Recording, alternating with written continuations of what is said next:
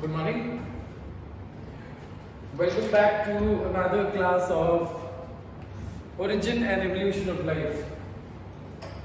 So, we were discussing this very beautiful chapter which basically talks about the essence of evolution.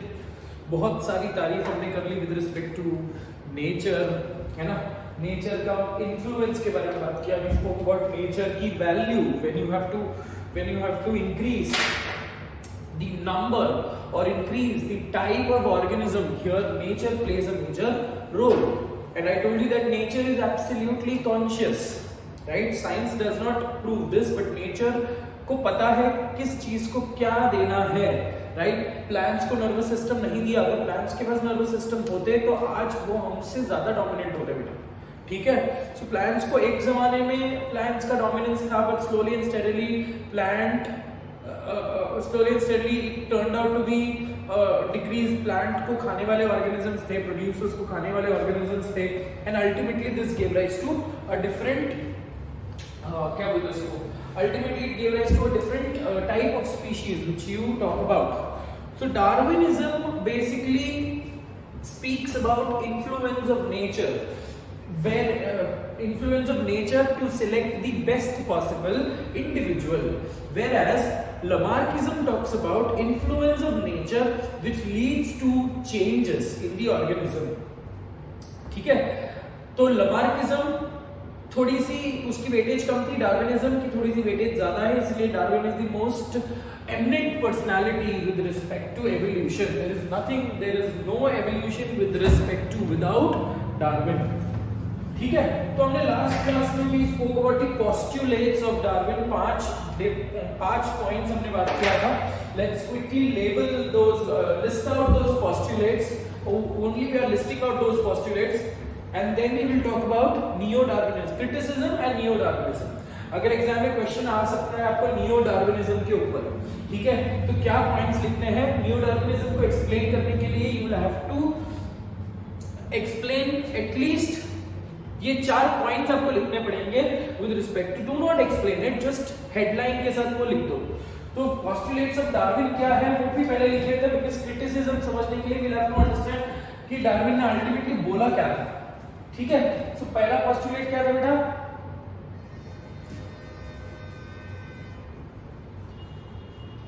Postulates of Darwinism.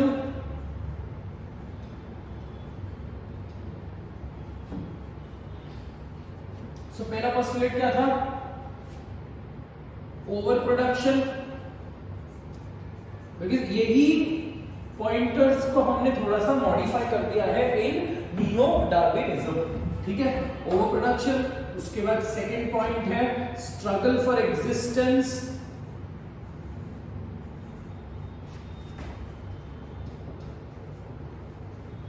Struggle for existence. उसके बाद तीसरा point है variations.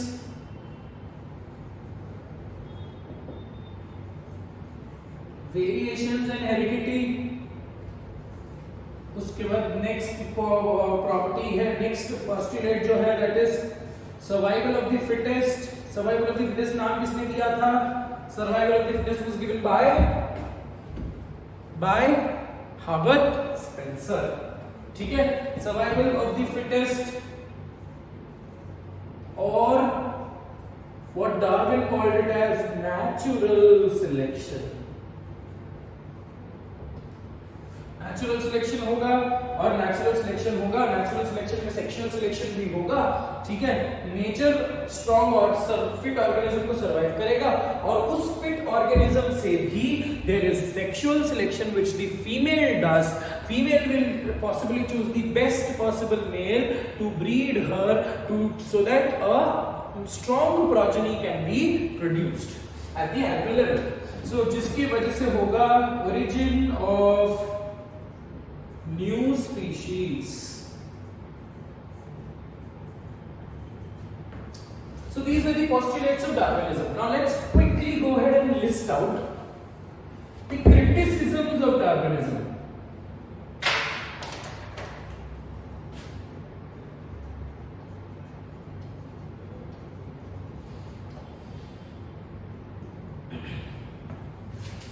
Okay, so now what are the loopholes? What are those points which are challengeable points, which do not have any particular answer, but Darwin only could debate, but Darwin could not practically explain, could not give valid reasons for this. ठीक है, so ये जो हमारे जो extra points है जो हम लोगों को बात करना है. So when you talk about the source, Darwin ने तो बोल दिया कि वेरिएशन हो रहा है. डार्विन ने बोल दिया कि हर एक ऑर्गेनिज्म स्पोर्ट शो करता है. No two individuals are same. क्यों? क्योंकि उसने ये सीन अपने घर पे खुद ने देखा कि लोग 4 भाई थे और या फिर उसके बच्चे देखे, उसके खुद के बच्चे देखे. तो उसके 3 या 4 बच्चे थे, आई डोंट रिमेंबर, 4 बच्चे थे, 4 भाई नहीं थे, 4 बच्चे थे. एंड नो इंडिविजुअल, नो बच्चा looks exactly similar. That means उसने ये बोला कि एवरी ऑर्गेनिज्म, जब प्रोजेनीज होंगे तो वेरिएशन तो होगा बेटा. ओके, वेरिएशन तो होगा definitely. So when you talk about the animal level, हमको दिखने में सेम दिखते हैं, बट जेनेटिक लेवल पे we know that they are different, right. But Darwin को जीन्स और ये सब चीजों की आइडिया नहीं थी, राइट. तो उसने रफली एक इंडिविजुअल में बोल दिया कि एक इंसान अगर बच्चे पैदा करता है, except for the identical twins, no two individuals are same. That means every particular progeny is born with certain amount of sport which he called, जो sport को हम क्या बोलते हैं? Variation, right. So डार्विन ने यही बोला कि every individual, ये जो घर पे हमारे है वैसे ही एनिमल लाइफ में भी होगा, एनिमल लाइफ में भी ऐसा ही कंडीशन है, राइट. ओवर प्रोडक्शन और स्ट्रगल फॉर एग्जिस्टेंस, जिसकी वजह से वेरिएशंस डेवलप हो रहे हैं on that particular point. Okay, so every individual is different, correct? But Darwin could not explain the reason for variation. Darwin ने बोला कि variation होता है, देखो इतना मेरे को पता है क्योंकि दिखने में मेरे घर में एग्जाम्पल है, right? So every individual is different, but Darwin failed to explain the source of variation.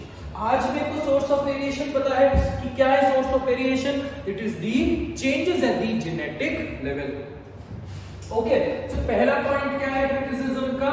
he could not explain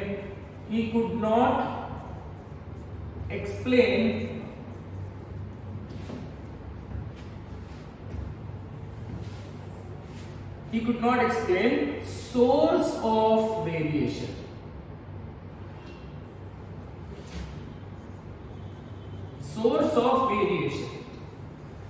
ठीक है, सोर्स ऑफ वेरिएशन का आज का प्रेजेंट डे कॉन्सेप्ट क्या है बेटा? Present day concept is somewhere related to the present day concept is changes at the genetic level.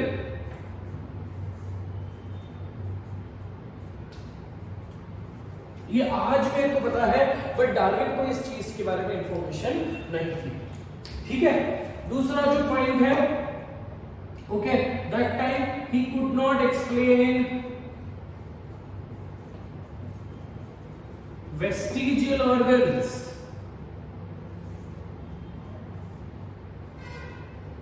He could not explain vestigial organs. Why vestigial organs? अब vestigial organ के बारे में किसने बात किया था? लमार्क ने बात किया था. बट डार्विन ने ये नहीं बोला. जब इंसान ने क्वेश्चन पूछा, उनको लोगों ने क्वेश्चन पूछा कि why do you think the tail has been lost? Right? So he could not explain कि टेल तो हमको जरूरत नहीं है इसलिए चला गया, है ना. तो अकॉर्डिंग टू डार्विन ऐसा होना चाहिए कि ह्यूमंस में भी टेललेस ह्यूमंस भी थे और टेल वाले ह्यूमंस भी थे, बट टेल की तो जरूरत नहीं थी, तो नेचर ने टेललेस ह्यूमंस को सिलेक्ट किया, राइट. ऐसे ही Darwin could not explain the concept of the vestigial organ because vestigial organ was explained by Lamarck. Darwin का जो मेजर फोकस था वो था होमोलोगस ऑर्गन्स. ठीक है, next he spoke about survival of the fittest, but he could not explain arrival of the fittest.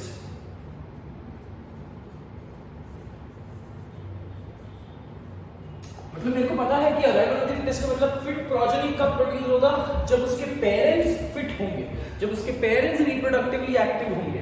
तो chance या फिर उनके पेरेंट्स की genetic level, genetic makeup, genome जो है बहुत स्ट्रांग होगा, that is when a genetically strong organism can be produced.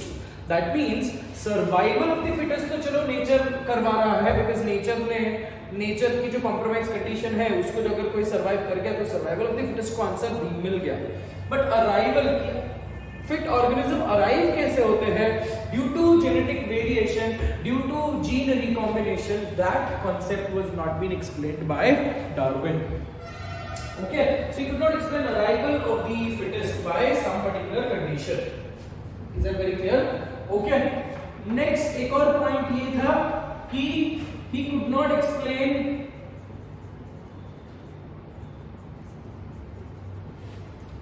inheritance of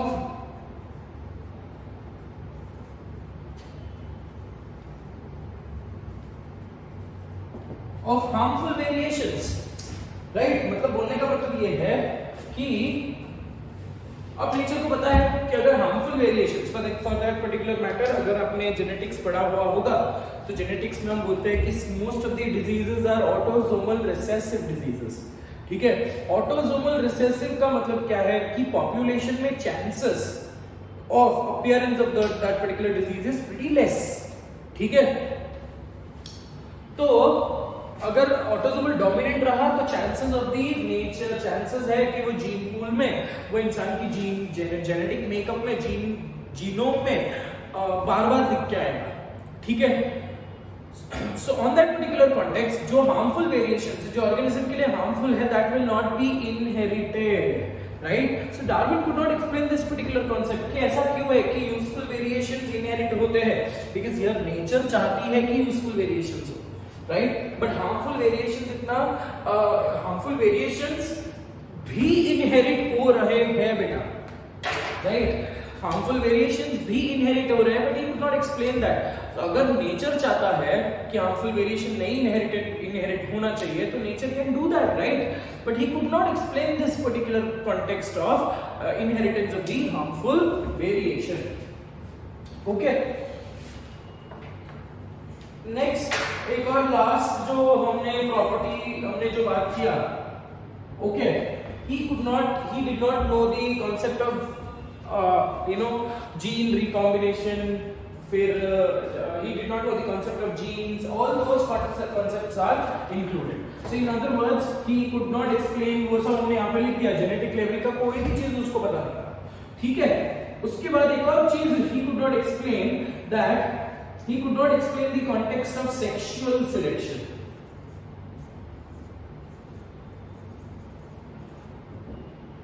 Okay, he could not explain only why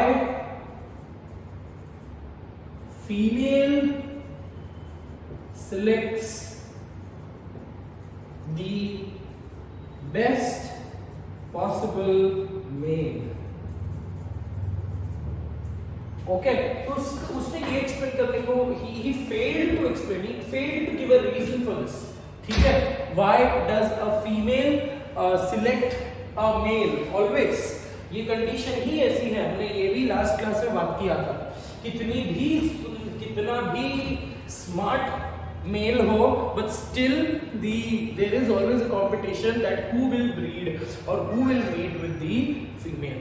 ये ऐसा चलता है, this nature has been unjust with males always. In which case, I'm not being gender biased here.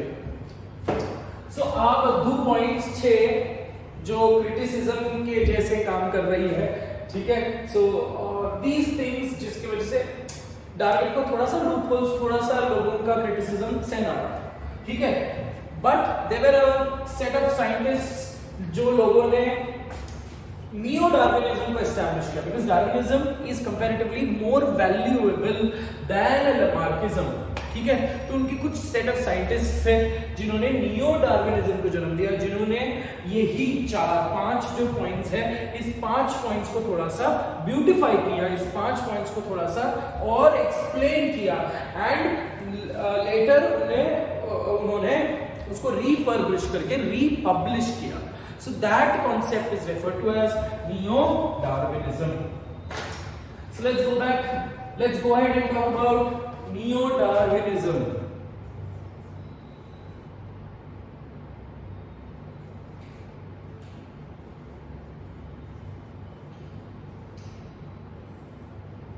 So I told you what is neo-Darwinism. Same Darwin की जो भी principles है, जो भी डार्विन की लूपहोल्स है, उनको सुधार कर उनमें न्यू साइंटिफिक टेक्नोलॉजी की जो इंफॉर्मेशन है उनको ऐड करके they formulated a set of rules, not rules, a set of postulates, a set of characteristics which somewhere down the line gave added more light or it added more weightage to Darwin's postulates.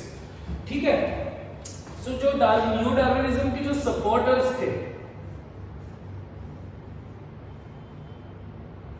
Supporters बहुत सारे थे Darwinism के supporters, जो थे Hugo de Bryce,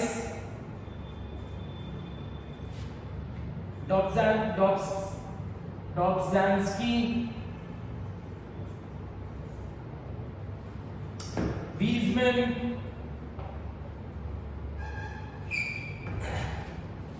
germplasm theory वाला आदमी, ठीक है। उसके बाद Wallace, Alfred Russel Wallace. So these are a few supporters of this thing. Mendel है यहाँ पे, गेलॉर्ड, उसके बाद Mendel, Gaylord and that's it. Gaylord Mendel और वॉलेस और एक आदमी मेरे दिमाग से वो छूट रहा है।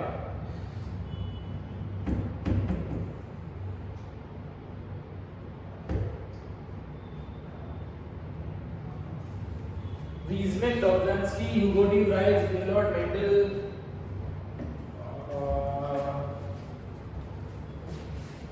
बस that's it. Ernst Haeckel ये इंसान था जो हम भूल गए, Ernst Haeckel, ठीक है। So these were all the supporters of neo-Darwinism. Now let's try to understand what did they add up in neo-Darwinism. अब जो क्रिटिसिज्म यहाँ पे लिखे हुए हैं उस क्रिटिसिज्म पे उन लोगों ने काम किया and they tried to find out the exact reason. So neo Darwinism जो है it explained the arrival of the fittest, it explained the source of variation. So ये सब चीजों को लोगों ने ऐड कर दिया है ना। सो अब यही जो पोस्टुलेट्स ऑफ डार्विनिज्म है उस पोस्टुलेट्स को ही हम थोड़ा सा रीफर्बिश करते हैं with respect to postulates of neo-Darwinism.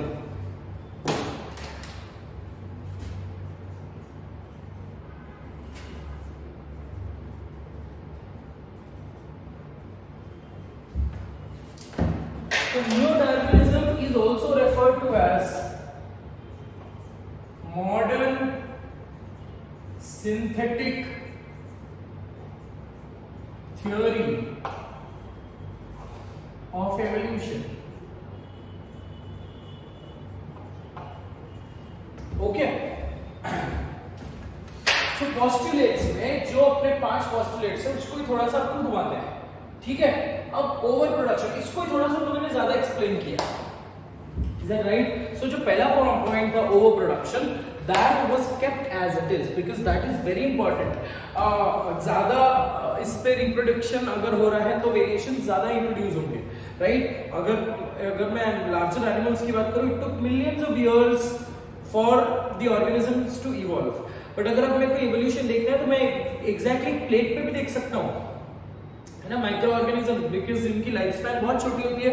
So in that particular context I can relate the evolution, ठीक है। तो पहला पॉइंट ऐसे ही रखा बेटा लोगों ने, पहला पॉइंट ओवर प्रोडक्शन। जो सेकंड पॉइंट है वो भी ऐसे ही रखा हम लोगों ने, स्ट्रगल, बट उनको थोड़ा सा ज्यादा एक्सप्लेन करते गए, ठीक है। तो पहला पॉइंट उन लोगों ने सेम रखा, so I am not erasing that particular point. Second point एक और चीज उन लोगों ने जो ऐड किया है, इसको मैं स्टार से इंडिकेट करता हूं। सेकंड पॉइंट जो ऐड किया था that is limited food sources, limited food resources.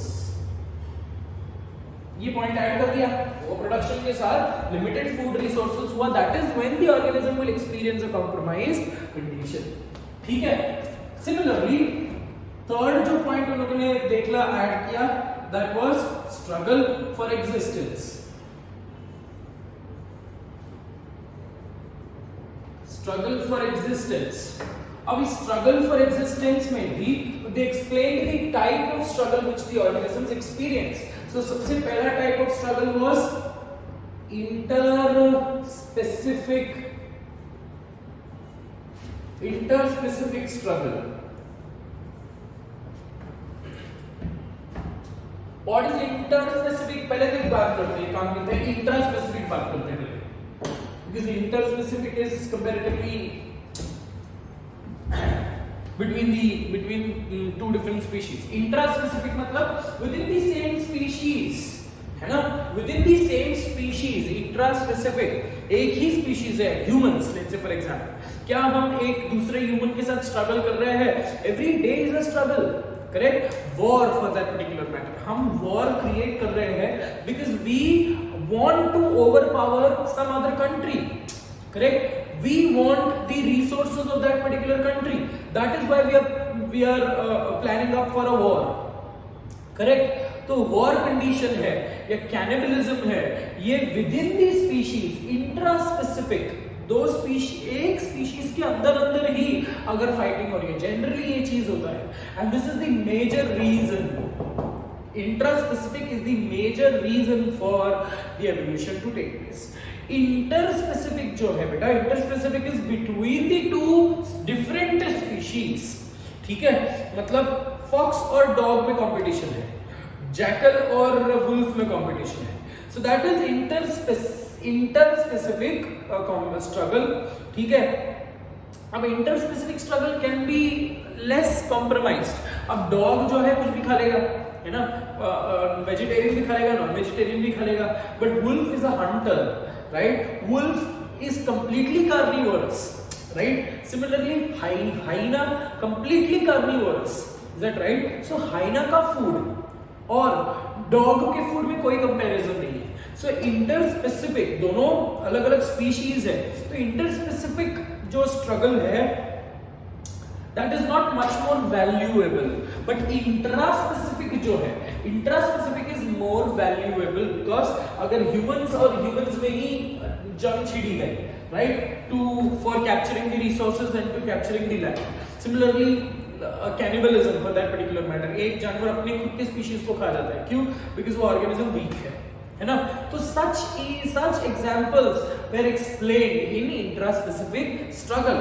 अगर intraspecific struggle हो रहा है तो हमारी जो next progeny आएगी within the same species, so उस next progeny में एक नया modification होकर आएगा so that it gets an advantage for that particular level. ठीक है, so in other words ये अपन जंगलों में भी देखते हैं इंट्रास्पेसिफिक, जंगलों में देखते हैं।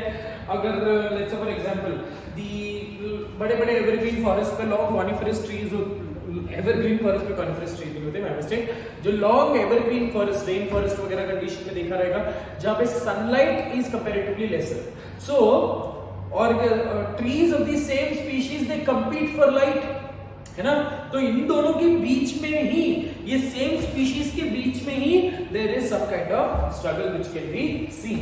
सो इंट्रास्पेसिफिक स्ट्रगल जो है, intraspecific struggle is between, it is between same species.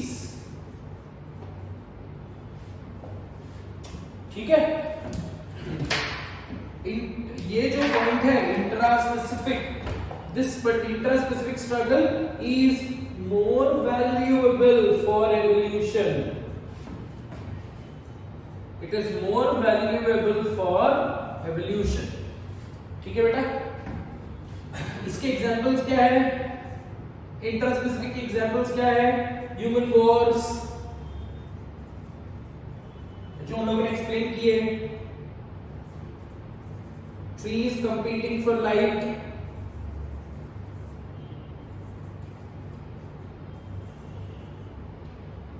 cannibalism, these are a few examples. ठीक है, तो ये पहला टाइप का स्ट्रगल था, इंट्रा स्पेसिफिक स्ट्रगल, जो हम लोगों ने बहुत ज्यादा एक्सप्लेन करा। ठीक है, दूसरा टाइप का जो स्ट्रगल है that is inter specific.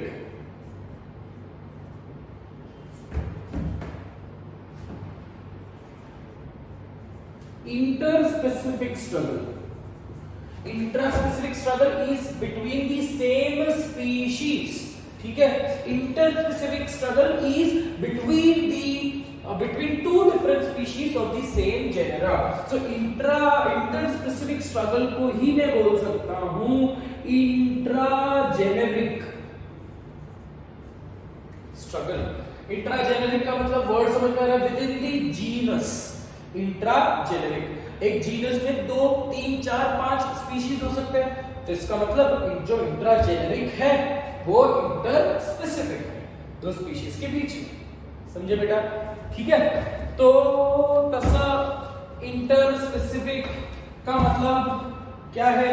Inter specific का मतलब है between, struggle is between different species. और एक लास्ट जो स्ट्रगल आता है, स्ट्रगल नंबर 2, और जो लास्ट वाला जो स्ट्रगल आता है वो लास्ट वाला, यही आपका आंसर में भी लिखना है, इतना ही लिखना है एग्जाम में। उधर थोड़े से साइंटिस्ट लोगों के नाम छाप दो, है ना, जितना आता है उतना छाप दो। अभी इसमें मेंडल है, वीजमैन है, वॉलस है, अब गेलॉर्ड बेलॉर्ड को भूल जाओ, ठीक है, बट बाकी सब तो ह्यूगो डी राइवरवुड इसमें पढ़ने वाले हैं, अपने जेनेटिक्स में पढ़ने वाले हैं। सो इसलिए यूनिटी जेनेटिक्स एंड एवोल्यूशन करके एक यूनिट है बेटा, ठीक है। So different species. थर्ड जो टाइप का स्ट्रगल है दैट इज एनवायरमेंटल स्ट्रगल।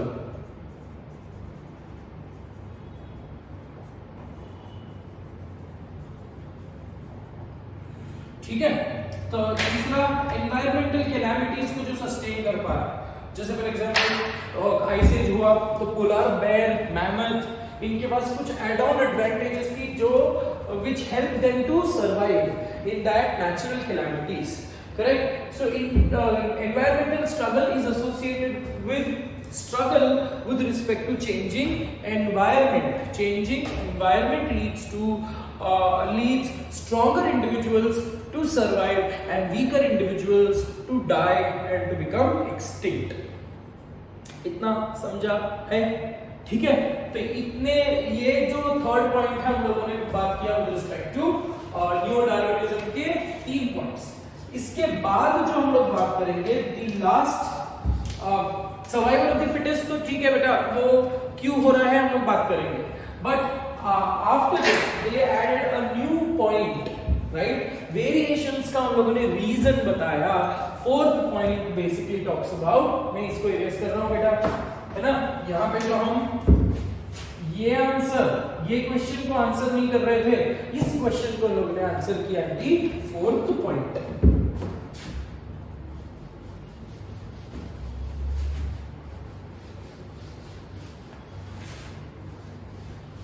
अब सेक्सुअल सिलेक्शन का कोई रीजन उन लोगों ने उनको मिला नहीं बेटा।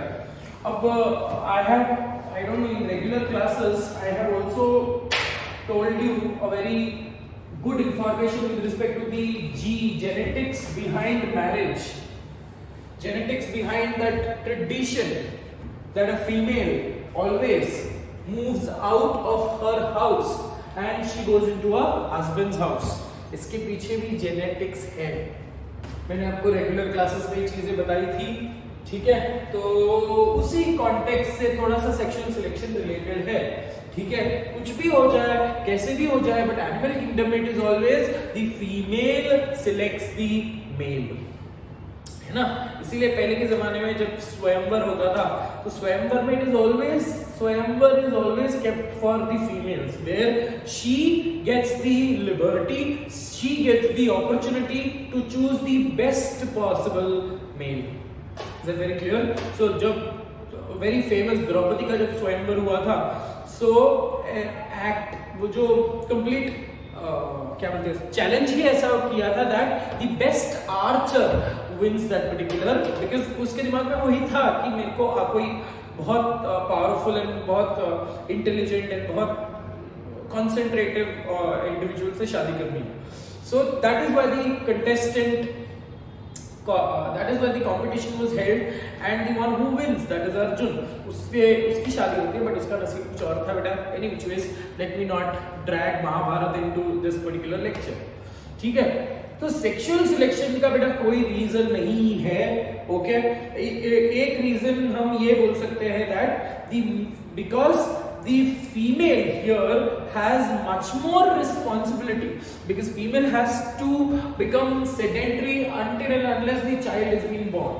ठीक है, सो फीमेल की रिस्पॉन्सिबिलिटी बहुत ज्यादा है, और उस रिस्पॉन्सिबिलिटी के हिसाब से, बिकॉज मेल का कोई काम नहीं है, मेल आएगा फर्टिलाइज करेगा भाग जाएगा, है ना, बाकी सब जो करना है वो तो बेचारी फीमेल को करनी है.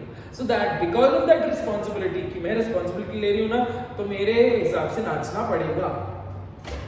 So that is one reason which we can say, but sexual selection technically has no particular reason. ठीक है, चलो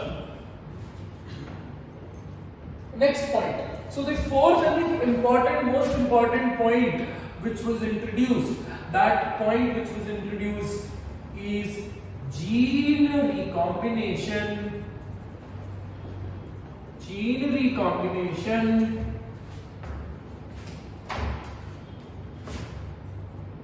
is the reason for variation. Okay, so ये point को इन लोगों ने ऐड किया. They spoke about genetic level interaction between the genes, and these interaction between the genes are responsible for variation. ये fourth point में लोग ने explain किया, the most important point में लोग ने explain किया. ठीक है, and they also said that these variations, they also called it as mutation. What is a mutation? A mutation refers to sudden change. Mutation refers to sudden change. So the mutations can be continuous or it can be discontinuous. Mutations can be continuous, एक generation फिर दूसरे generation फिर दूसरे generation. For example जब मैं बात करता हूं blue eyes, okay, blue eyes is a type of mutation only बेटा. अब म्यूटेशन की वजह से मेलेनिन का production at that level, at the iris level कम हो जाता है. आइरिस के सेल्स में मेलेनिन की प्रोडक्शन कम हो जाती है बेटा, जिसकी वजह से ब्लू कलर का अपीयरेंस दिखता है. बट इंडिविजुअली अगर मैं बात करूं कि every particular individual has inherited quality of having black coloured iris, melanized iris. ठीक है, तो ये म्यूटेशन हुआ ना, एक इंडिविजुअल में ऑलटुगेदर ब्लू कलर का आइरिस मिल रहा है, तो एक म्यूटेशन हुआ जो कहीं पे भी कोई भी स्पीशीज में नहीं दिख रहा. Is that right? So that mutation can be a discontinuous one, suddenly कोई म्यूटेशन आ गया, या फिर, है ना, या फिर ऐसा हो सकता है, या फिर albinism for that particular matter. Albinism में इंसान पूरा का पूरा सफेद, एकदम दूध के जैसे सफेद हो जाता है, right? So albinism is one particular, it is a mutation of autosomal recessive disease है बेटा वो, तो वो एक mutation of the gene for melanin है, correct? But chances ये है ना कि ये mutation next generation में भी जाए. अब generation 1 में ये mutation अचानक से आ गया, कोई भी reason की वजह से आ गया, so that is a discontinuous type of mutation. ठीक है, बट अगर ये म्यूटेशन नेक्स्ट हेरिडिटी में चला गया है, नेक्स्ट जनरेशन में आएगा, नेक्स्ट टू नेक्स्ट जनरेशन में आएगा, सो that is when it becomes a continuous mutation. So mutation can B continuous and mutation can B discontinuous. ये म्यूटेशन के ऊपर जो हमारा नेक्स्ट थियरी है, that is mutation theory given by Hugo de Bryce. ठीक है, so the concept of gene recombination was influenced, and this is gene recombination and this is mutation, है ना. gene recombination, mutation, mutation का मतलब sudden change, sudden change, और gene recombination का मतलब क्या है? interaction between the genes gives to a change. Is that very clear? So mutation and gene recombination are responsible for, are the reasons for variation that was explained, and ultimately जो पांचवा point होता है, that is origin of new species. सो अगर mutation हुआ, अगर variation हुआ, तो new species are basically formed. That is what they explain in neo Darwinism. ठीक है बेटा? ओके, सो इतना हमने बात कर लिया with respect to Darwinism and neo Darwinism. There is a small point, not even a small point, एक छोटा सा थियरी है. Let me check the time for now. ठीक है, टाइम देख लेता हूँ. अगर टाइम परमिट कर रहा है तो अपन वो म्यूटेशन थ्योरी भी आज ही बात कर लेंगे, बिकॉज अननेसेसरी लेक्चर को खींचने की जरूरत नहीं है. From the next class will take up evolution की थियरीज खत्म हो गई है. अब जो हम बात करेंगे properties of evolution, that is natural selection, speciation and reproductive isolation.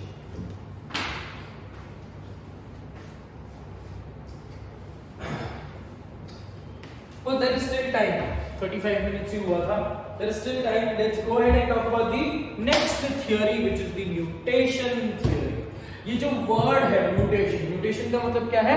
A sudden change altogether. जरूरी नहीं है कि ये change inherited हो. ठीक है? A sudden change. ये सेम एक्सपेरिमेंट अपने इसमें देखा था. ऑरबैक ने जो एक्सपेरिमेंट किया था, है ना? ऑरबैक ने क्या किया था? औरंगजेब जैसे ये ड्रोसोफिला को कॉम्प्रोमाइज्ड गंदे गंदे एनवायरनमेंट में रख दिया, है ना, यूवी के अंदर, मस्टर्ड गैस के अंदर.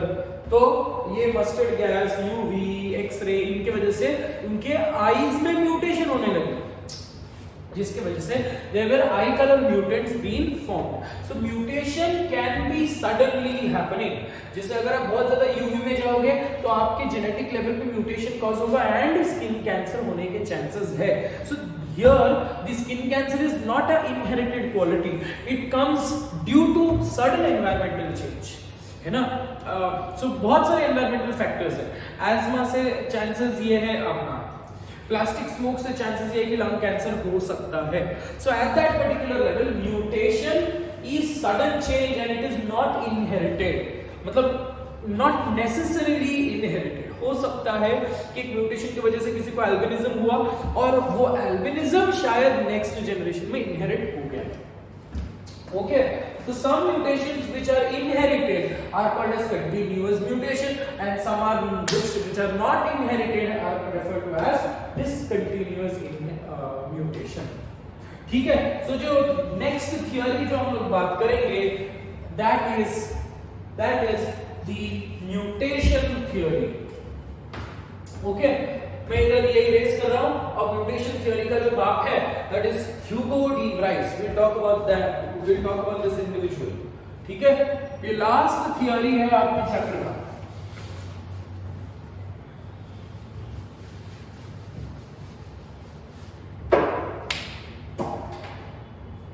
ऐसे मैं आवाजें निकालते रहता हूं मुझसे बिकॉज क्लास में मेरे को आदत थी. सो वीडियो में कुछ और आता होगा. ठीक है, come back. Hashtag mutation theory.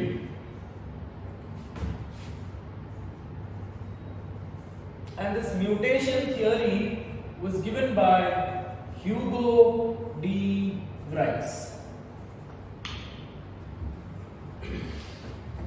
अब ह्यूगो डी राइस ने बहुत सीरीज ऑफ एक्सपेरिमेंट्स किए. Because Hugo D. Rice is one of that individual जिसने मेंडल के काम को रीएस्टैब्लिश किया. ठीक है, he is a very famous botanist. ठीक है, who rediscovered the work of Mendel. Okay, इतने अच्छे साइंटिस्ट लोग हैं, मेंडल के काम को रीडिस्कवर किया, बट स्टिल उन लोगों ने मेंडल को ही अपना ये रखा, है ना. मेंडल को पूरी क्रेडिट दी बिकॉज उस टाइम पे जब चीजें कुछ भी नहीं थी, that time Mendel used his brain, he used his calculative approach, है ना, सिस्टमैटिक अप्रोच, जिसके वजह से ही still considered to be father of genetics. ठीक है, सो ह्यूगो डी राइस ने बहुत सारा काम किया. सो ह्यूगो डी राइस ने एक एक्सपेरिमेंटल मॉडल सेलेक्ट किया एंड दैट एक्सपेरिमेंटल मॉडल मतलब हुआ ऐसे कि उसका एक experimental model, let's talk about that. He studied the variations in oenothera lamarckiana.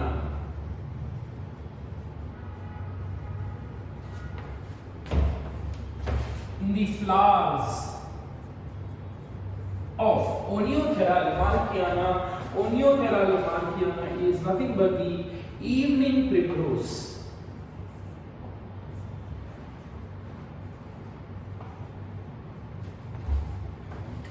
Okay, so Oenothera lamarckiana जो evening primrose जो है that produces yellow color flowers.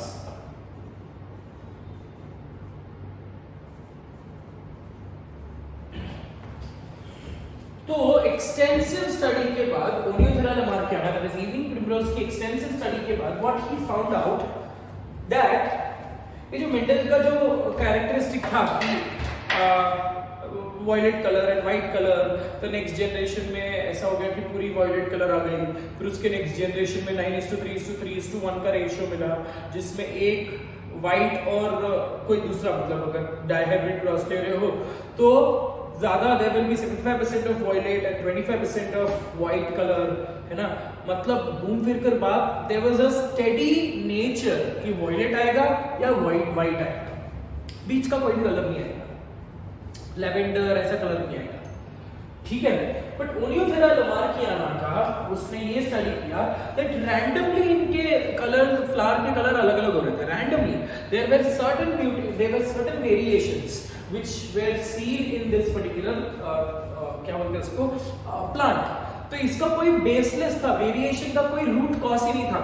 Mental का काम तो वो काम कर रहा था but he could not find out the exact reason कि क्यों ऐसे हो रहा है कि ये फ्लावर में अचानक से कलर चेंज हो रहा है, राइट। और ये कलर चेंज हुआ इसका मतलब वेरिएंट बन गया, एंड वेरिएंट बनने का exact reason he could not find out, right. और लेटर बहुत ज्यादा एक्सटेंसिव काम करने के बाद उसको पता चला कि ये प्लांट का जो जीनोम है ये जीनोम ही अनस्टेबल है। जैसे बारबरा मैक्लिंटॉक ने जंपिंग जीन्स के बारे में एक्सप्लेन किया था, right. Jumping genes are highly unstable, they keep on changing their position on the chromosome, on the DNA, correct. तो बाद में उसको पता चला कि Oenothera lamarckiana का जो जीनोम है that is very delicate, that is very unstable, correct. तो जीन्स में कोई भी रीजन की वजह से चेंजेस आ जाती है, ऑटोमेटिकली चेंजेस आ जाती है। अब ये तो उसकी एडवांटेज थी, देखो मेंटल को भी एडवांटेज मिली पी प्लांट चूज करने का, इस आदमी को भी एडवांटेज मिली इवनिंग प्रिमरोज को चूज करने का, बिकॉज इसका जीन्स ऑटोमेटिकली चेंज होते थे because of the instability of the genome, right. और ऑटोमेटिकली अगर चेंज हो रहा है कोई चीज, कोई अगर चेंज को कोई रूट कॉज नहीं है, तो इस आदमी ने बोल दिया कि ऐसा ही नेचर में हो रहा है, right. Out of 4 to 5 progeny, automatically there is sudden change seen in one of the progeny, and that one of the progeny automatically becomes a different variety, it becomes a different breed, it becomes a later stages where it will become a different organism and different species also. Is that right? मतलब एक common ancestor है कैनिस family का, family कैनिडिए का जो common ancestor है, उसने 5-6 बहुत सारे बच्चे दिए। उस बहुत सारे बच्चे में से एक बच्चे की पूंछ बड़ी हो गई और एक बच्चे की साइज बहुत छोटी हो गई, दांत वात छोटे हो गए, बाकी सब हेवी अच्छे साइज के थे, एक छोटा हो गया। तो जो छोटा ऑर्गेनिज्म था that started to be called that slowly and steadily that is now today called as a fox, ठीक है। और बाकी सब वुल्फ थे। तो यहाँ पे अब धीरे धीरे फॉक्स अपनी ही प्रजाति बनाने लगा, right. So slowly and steadily there was evolution of fox and evolution of wolf which took place, correct. But अब कॉमन एंसेस्टर से अचानक से फॉक्स कैसे बना, इसका कोई रीजन नहीं है। तो इसके लिए उसने बोल दिया कि एवोल्यूशन नेचर में भी ऐसा ही हो रहा है, there is randomly there is sudden change which is taking place. जरूरी नहीं है कि एक, जैसे डार्विन बोल रहा था, डार्विन को सपोर्ट तो किया, जैसे डार्विन ने क्या बोला, कॉमन एंसेस्टर और कॉमन एंसेस्टर में modification and modification with branching descent हो रहा है। So there is a tree of life, there is a universal common ancestor. But यहाँ पे कोई कॉमन एंसेस्टर के चक्कर है ही नहीं। उसने बोला कि नेचर में अचानक से ऐसे कुछ तो हो जाता है कि जेनेटिक लेवल पे there are certain kind of changes which take place, and this mutation, this change which is taking place is the root cause for evolution. It is the root cause for diversity. ठीक है, I told you reason क्या था उसको, reason क्या था उसको कि mutations मिल रहे थे because of the instability of the genome of evening primrose.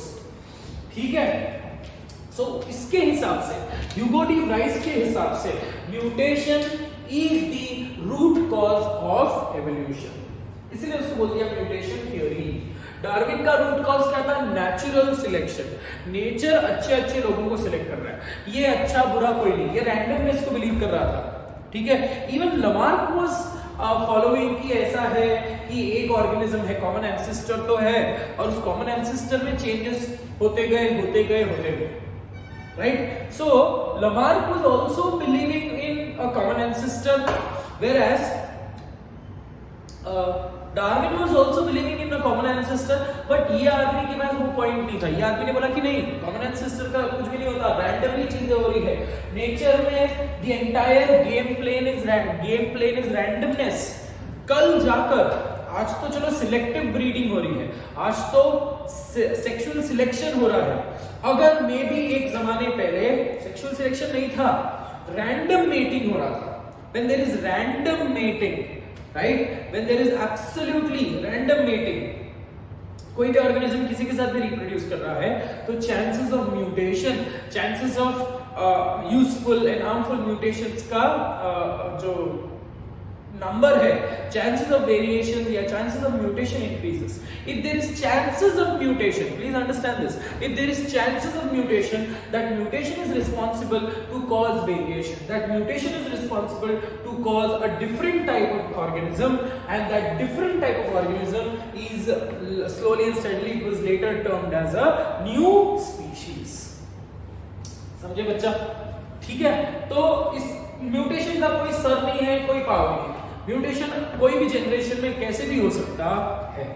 ठीक है, और बहुत सारी हम लोग चीजें बात करेंगे when we talk about natural selection, because natural selection में भी बहुत सारे म्यूटेशंस हो रहे हैं, और ये म्यूटेशंस की वजह से कुछ म्यूटेशंस कंटीन्यूअस है, जनरेशन, कुछ म्यूटेशन डिसकंटीन्यूअस है, एक जनरेशन में दिखा, उसके बाद 2-3 जनरेशन में दिखा नहीं, अचानक से ये कैरेक्टरिस्टिक चौथे जनरेशन में आ गया, मतलब जीन्स में तो वो था, राइट? सो कोई ना ही कोई एंड है, ना ही कोई सोर्स है। So that is what mutation theory talks about. Is that very clear?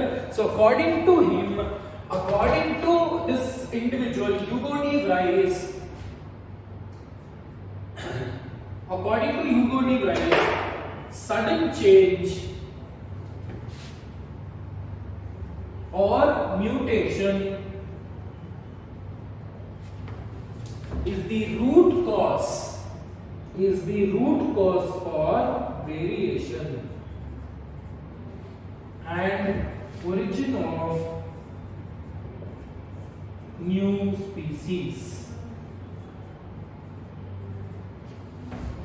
कितना समझा बेटा?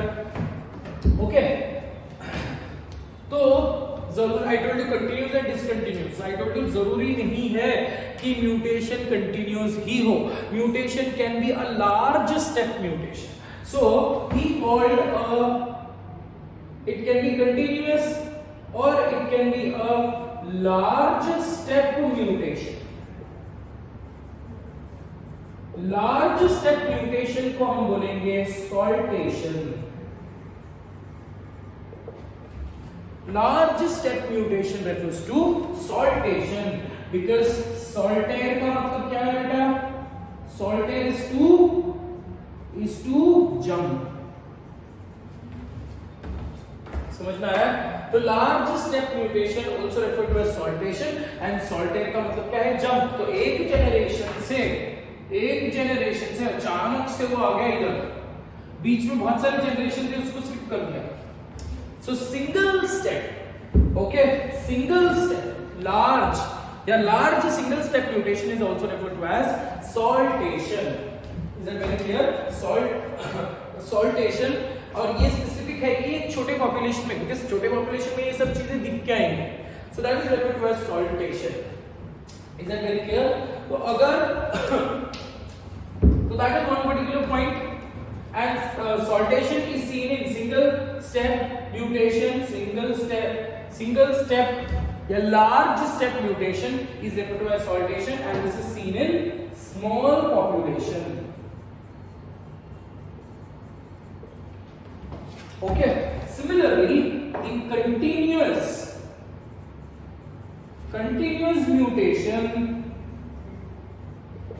in large population, continuous mutation in large population is referred to as continuous mutation हो रही है लार्ज पॉपुलेशन में हो रही है तो मैक्रो है ना, तो मैक्रो एवोल्यूशन या मैक्रोजेनेसिस is referred to as macrogenesis या macro evolution. ठीक है बेटा, तो म्यूटेशन थ्योरी इतना ही है, एकदम सिंपल बस. Okay, absolutely simple. I don't know why I am very excited in this particular chapter, but then so that मेरी excitement और मेरी थोड़ी सी energy आपके अंदर थोड़ी सी infuse हो जाए, that is why I keep on jumping and I keep on raising the pitch of my voice. In which ways? Come back. तो आ તમારું છે mutation theory and mutation theory यहाँ पे खत्म नहीं होती, इसकी भी कुछ क्रिटिसिज्म्स है ना. क्या है वो criticism? Let's go ahead and talk. Okay, यहां से कंटिन्यू कर रहा हूं यहाँ पे, ठीक है. What are the criticism? Let's say for example इसको कट कर देते हैं, इसको निकाल देते हैं. कुछ क्रिटिसिज्म्स थे और क्या क्या क्रिटिसिज्म्स थे, let's go ahead and talk about that. So पहला तो जो क्रिटिसिज्म था, criticism of mutation, criticisms of mutation theory. Okay, so पहला था that he could not explain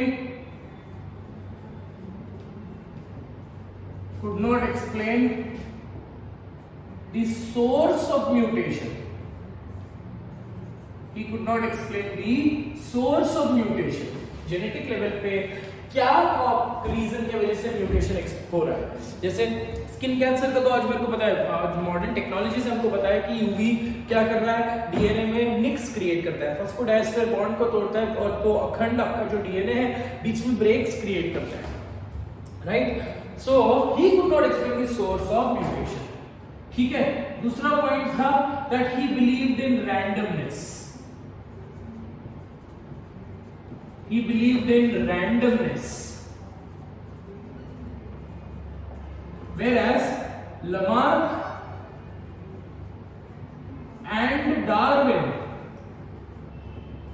random selection की बात कर रहा है, रैंडमनेस से हो रहा है, ठीक है. But Lamarck and Darwin did not believe in randomness and they believed in sexual selection. ठीक है. So Lamarck and Darwin did not believe in random mating.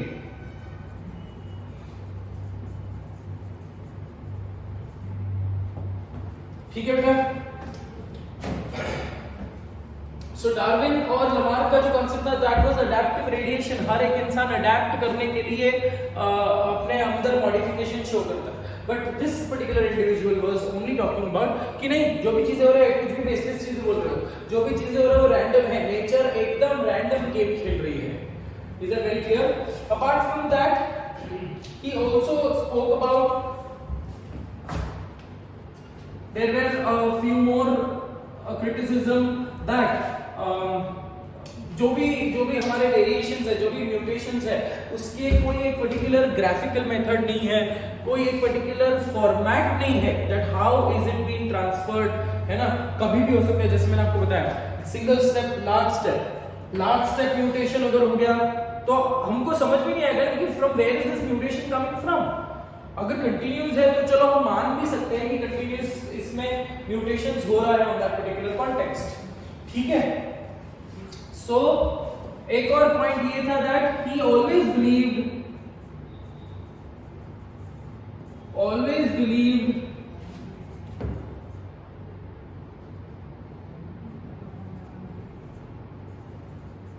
that mutations cause useful variation.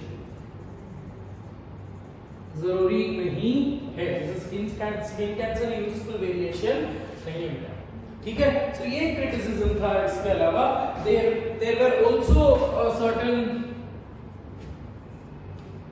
Last ये जो है अपना criticism है, that is inconsistency या irregularity in the inheritance of chromosomal aberrations.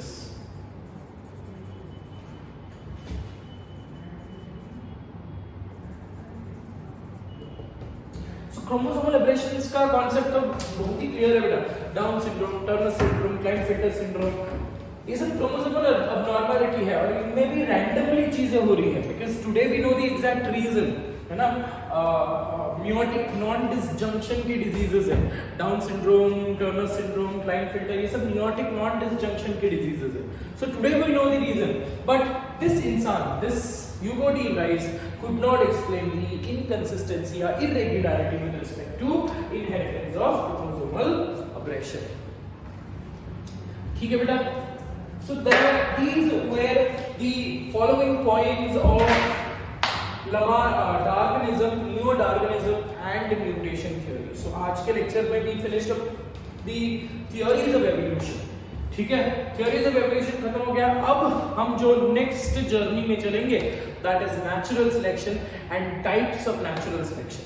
So natural selection में बहुत सारी examples बात करनी है, so please be with me with the same amount of interest and same amount of zeal, क्योंकि natural selection में हम एक जो NCERT में जो ग्राफ है उस ग्राफ को स्टडी करेंगे, because that is again very confusing. बहुत सारे बच्चों को वो इंटरप्रिटेट करने ही नहीं आता है, राइट। एंड एनसीईआरटी में जो इंफॉर्मेशन दिया that is pretty less, so make sure that you are with me with for natural selection also, ठीक है। Thank you so much for your time and patience. I should be thanking you and appreciating you that you are watching my videos.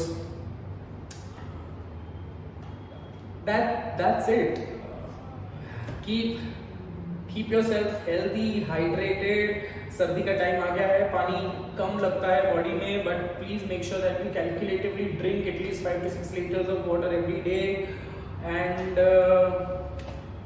बस पढ़ाई करते रहो, live your life and understand the purpose of your life, that you are born, at least for these 2 years you are born and you have to study so that you can achieve your goal very easily and very conveniently, right? So thank you so much for your valuable time and watching the video. Take care of yourself, give my regards to your parents and God bless you. Bye bye.